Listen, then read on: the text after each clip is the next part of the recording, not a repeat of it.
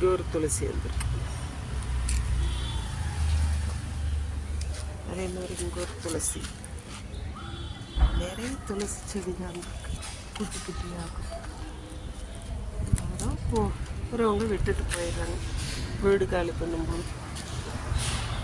அது யாரை கண்ணும் பசுவும் கொண்டாந்து வச்சுருக்காங்க வெளியே. நான் என்ன பண்ணேன், எங்கே இருந்த இந்த சைடு இருந்த 2-3 கீழே தரையில் இருந்த நாற்றை பிடிங்கி இங்கே நட்டேன். எப்படி குழந்தைய விளையாடும்போது பார்க்கில் காலில் தான் படும். இதான் இது ஒருத்தவங்க என்னையை பார்த்துட்டு அவங்க பர்த்டே அன்னைக்கு மாமரம் விதை போட்டு வந்ததை கொண்டாந்து இங்கே நட்டாங்க. அது இவ்வளோ பெருசாகிடுச்சு.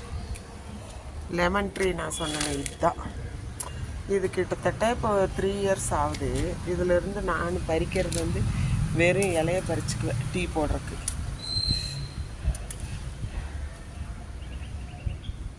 சும்மா 4 இலை பறித்தோம்னா போதும்.